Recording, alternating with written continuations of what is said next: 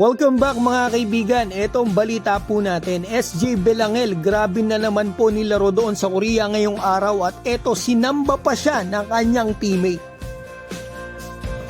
So eto na nga mga kaibigan ang game po ni SJ ngayong araw. Una sa lahat, ang kalabang po nila dito ang number 1 team dito sa KBL. Pinakamalakas na team yan kaibigan. Ito pong highlights ng kababayan natin. Tinambakan pa nila.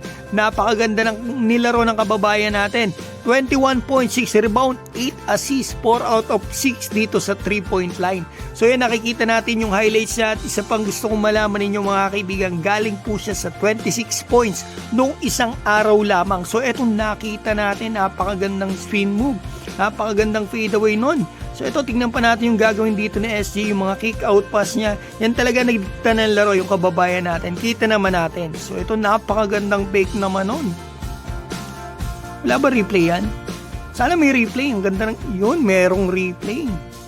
So yan ha, nakakatuwa. Magaganda nilalaro ng mga kababayan natin overseas. So ito, tignan pa natin yung gagawin niya rito. Trust na naman. Kalaban niya si Albano, Pilipino rin mga kaibigan. Si Nicholson hindi pa masyado naglaro dito ng first half at fourth quarter na lang naglaro. Mukhang injured pero tinambakan nila SJ na wala yung kanilang main import. Ang ganda naman off foot. Nagawa ko rin sa liga yan. Ikaw ba kaibigan? Yan na nauuso talaga ngayon sa mga layup mga off foot. Para mauna ka sa defender mo. Gandang galaw. Ang galing talaga ng player na to. Small but terrible. Doon sa mga nagsasabing masyadong maliit si SJ mga kaibigan para sa international games dito sa atin sa Asia. Para sa akin mga kaibigan hindi. May mas maliit pa nga dyan Sila, yung teammate nila si Kawamura.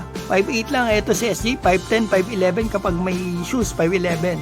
So eto, tingnan pa natin yung gagawin ni SJ. Napakatindi naman yan. Dying seconds 4 seconds. Ipasok ni SJ Grabe talaga to kapag crucial Shot clock kita nyo. Talagang pag crucial kailangan bantayan na talaga to si SJ Belangel. Talagang matik na yan kapag tumira yan. Matibay talaga ang kamay nito. Tsaka puso. Hindi kinakabahan. So ito, another kick out pass. So yan, natambakan nila. Kita nyo naman yung mga nilalaro na SJ. Siya yung nagdidikta ng game. Yun yung napakalaking bagay sa point guard. Ito ang score, 98-73. Sipin nyo mga kaibigan, number 1 team po yan dito sa KBL. So itong laro ng kababayan natin, kita nyo rin nung nakaraan mga kaibigan, in-upload ko rin na talagang kita natin na talagang malaking in-improve. Magaling na siya dati pa, lalo po siya nag-improve. Ito, samba sa kanya yung import na teammate niya. Talagang may talent talaga ang kababayan natin at may pusong maglaro. Sana makita natin to sa Gilas Pilipinas. Ano sa tingin mo kaibigan? Maaari po kayong magkomento dyan sa baba.